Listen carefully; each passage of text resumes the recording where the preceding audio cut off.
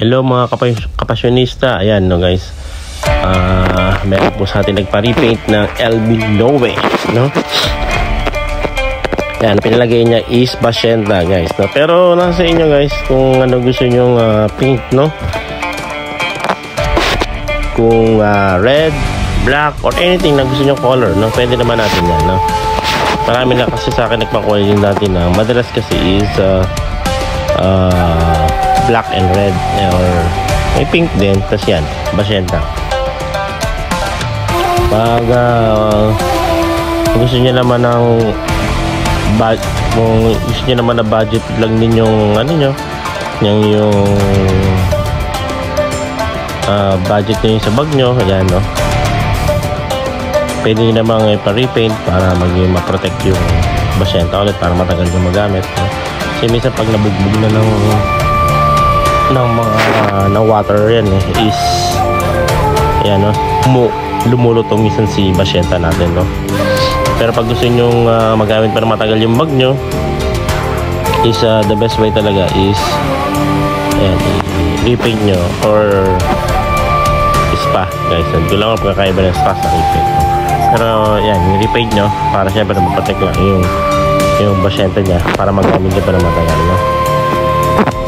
Yan, ilalagay naman natin ng ano yan ng finisher, no, para protect niya sa water, para pag nabasa ulit at least yan, no. Pero yung ginamit naman natin this Angelus, no, acrylic Bashenta, no, is waterproof naman yan. Kaya talagang kung personal nyo naman yung bag, hindi nyo naman i-resell, kung talagang gagamitin nyo naman yung bag, for sure aabutin ng mga ilang years talaga yan. Ano talaga ang Louis Vuitton, no? Tulad yan, matagal natin Louis Vuitton ito, pero yan, tulad yan, i-repaint lang natin para magamit pa naman ako halos, tulad nyo naman ako halos mga 10 years to 20 years minsan yung ginagamit din ng bag ng Louis Vuitton, no? Dahil na kung lagi na maingat yung gumagamit ito, no?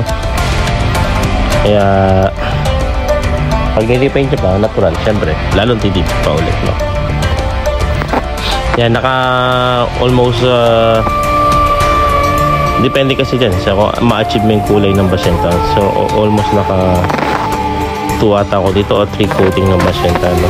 Para mas matibay tsaka mas makapal para tsaka mas smooth yung kulay niya, no? Para mawala rin yung mga konting wrinkles dyan, no? Yan, talagang lahat ng gilid-gilid yan guys is pipaintin natin, no? Yan, sa mga gusto ulit na pag ma-repaint naman yan guys, may nag-gusto kayo sa amin na item tapos gusto nyo naman pa-repaint yan guys, mura lang naman din yung aming repaint yan, no? Basta subscribe lang kayo sa YouTube, like, share, at meron din tayo guys sa ano, no, na page sa Facebook na Fashionista Pro. Yan, nagbebenta rin tayo ng luxury item. Yan, shoutout kay Ma'am Sheer. Ayan ma'am yung bag mo ma'am, sana magustuhan mo, no? Hindi ko na nalagay ibang post kasi inulit ko sa nakaraang video ko, medyo kinapost ang aking video. Kaya ayan yung mga na-flex ko. Yan, ito na yung finishing product. Yan, super okay na, nalagyan ko na ng finisher yan, ng 2 coating na finisher din. Plus yung metal niyan is hindi ko na na-video kasi napakinis na natin yan, no ma'am, kung dumating sa yung bag yan naging gold na ulit yan, no? Pati yung sa yung iba lang kasi talagang hindi na kinairin pa shine yan. Thank you ulit guys, no, sa mga gusto ulit yan, pag-mail lang sa Fashionista Pro. Yan, kung gusto niya pa repaint sabihin nyo lang, meron kayong discount guys. Ayan, maraming salamat po.